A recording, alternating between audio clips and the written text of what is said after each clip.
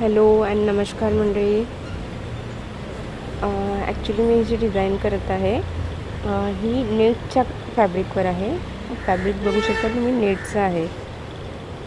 तर याच्यावरती आपण वॉटर आधी अप्लाय करून त्याच्यानंतर पण पेंटिंग होऊ शकते. पण मला असं वाटलं नॉर्मल ब्रशनी त्याच्यावर एक नॉर्मल पेंटिंग करावी, असं की अशी आपण ब्रशनी एक लाईन दिल्यासारखी, पण ऑलमोस्ट थोडासा कलर नेटचा कापड असल्यामुळं तो स्प्रेड होत होता. मी छोटा लाईन घ्यायची कोशिश करते फ्लावरवरनं, पण ते स्प्रेडच होत होतं. तर ही बनवली आहे नेटच्या फॅब्रिकवरती.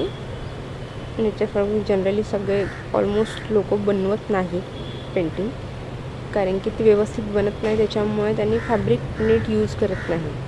केला तरी त्याच्या वॉटर आधी अप्लाय करतो, त्याच्यानंतर कलर स्प्रेड करतो, म्हणजे कलर डायरेक्ट स्प्रेड होतो. तर मी बनवली डिझाईन आहे ब्लॅक कलरची. तुम्हाला कशी वाटली मला सांगा, आणि लाईक करा, त्याला कमेंट्स करा काय प्रॉब्लेम वाटली त्याच्यामध्ये.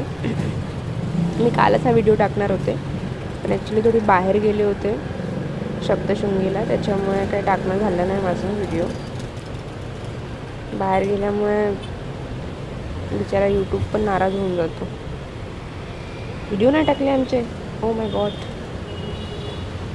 म्हणून मग तो दुर्लक्ष करतो आमच्याकडे. म्हणून आज टाकला आहे.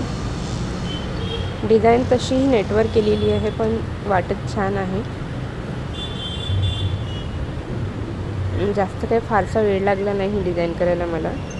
पण युनिकमध्ये जर आपण विचार करायला गेला की काहीतरी एक असं ब्लॅक नेटवरती असं उठली पाहिजे डिझाईन म्हटलं, तर डिझाईन खरंच छान आहे.